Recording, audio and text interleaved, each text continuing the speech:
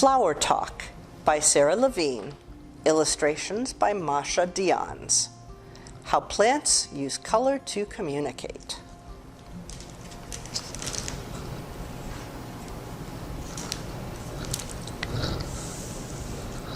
Hey you, psst, down here. That's right, I'm a plant and I'm talking to you. But don't get too used to it. We don't make a habit of talking to humans. I want to clear up some of your crazy ideas about what the colors of our flowers mean. We sit here growing, minding our own business while you guys go on about how red roses stand for love and white ones are good for weddings and all kinds of mushy, ridiculous stuff. What a load of fertilizer. We're not using flowers to send information to you, so butt out, okay? We use our flowers to talk to the animals. Why? We need some help down here. What would you do if your legs were stuck in the ground for your entire life? How would you eat? How would you drink? How would you get your pajamas on? We can take care of some things ourselves. We get our food with help from the sun, and when it rains, our roots slurp up the water. But we need some help making our seeds, our babies. What's more important than that? Without seeds, there'd be no more plants. We'd be finished. Kaput! To make a seed, we need pollen from a different plant of our same type. How do we get that? We can't just waltz over and take some.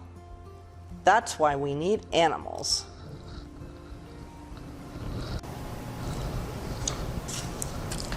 Here's what we do. We trick them into carrying it for us. We're nice about it though. We pay them a little something for their efforts. Well, usually. How do we get them to help? We advertise. We hold up big signs. Our flowers are the signs. They say, "Come on over. We have a special treat for you." And believe me, they come. Who wouldn't? Especially if they're hungry. If we're in luck, they bring along some pollen from a flower they visited earlier. Do they know they're doing this? Who knows? And who cares? It works and everyone's happy. So what's the deal with colors? A flower's color invites specific animals to visit. You seem like a bright kid, so I'm going to let you in on the conversation. Then maybe you could do me a favor and tell the other humans about it, okay? Red flowers are usually talking to birds. The red flower's message is a top secret one for birds only. Most other pollinators are insects, and they can't see the color red. A red flower says, "Hey hummingbird, over here. Carry my pollen and I'll give you a sip of nectar." By the way, red flowers don't have much of an odor. Birds have a terrible sense of smell, so why bother making perfume for them?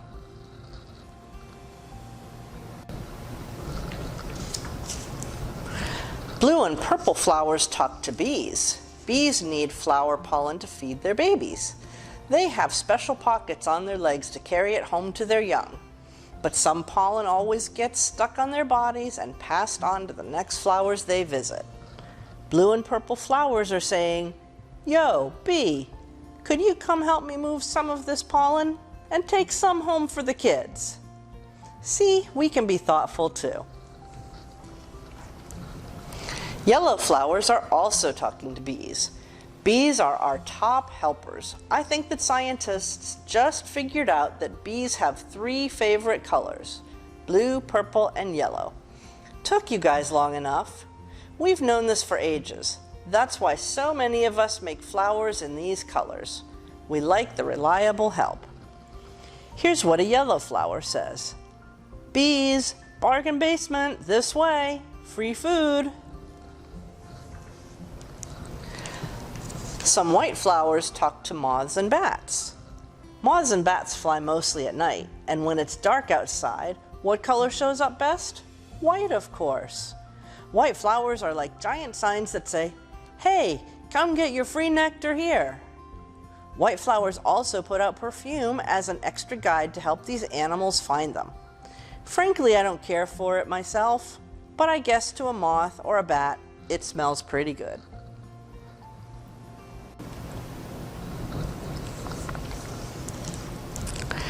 Brown flowers often talk to flies. Here's what they're saying. Get a whiff of our perfume. It's stinky, just the way you like it. This is true. Brown flowers reek like something dead and rotten. And flies need to lay their eggs on dead things, so their maggot babies will have something to eat when they hatch. I know, so gross. But a brown flower doesn't help a mama fly at all. She gets drawn in by the stench, but there's no meat there. Just a flower tricking a bug into doing work for free. The flower gets pollen, but the fly gets nothing. The only rotten thing around here is the deal. Green flowers aren't talking to anyone. Are they just shy? No, they don't talk to animals because they don't need help. Their pollen is carried by the wind.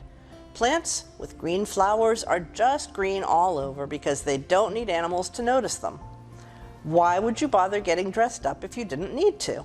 I know I wouldn't. Do animals only go to flowers that are their favorite colors? No, but usually they do.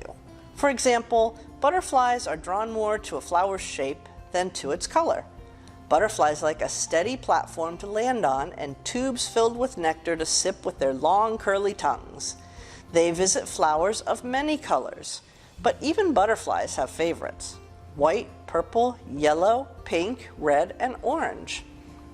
That's a lot of favorites, don't you think?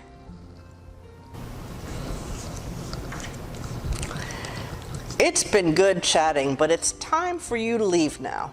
Go take a hike. I'm pretty busy in case you haven't noticed. I'm making a new flower. It's going to be yellow with a nice roomy platform. I'm just about done with it.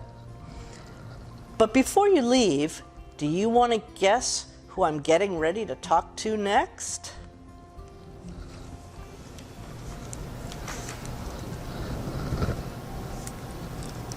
More about pollination. Pollination is the way plants make new seeds. For more information, get this book at the library, and you can read all about flowers and pollination. The end.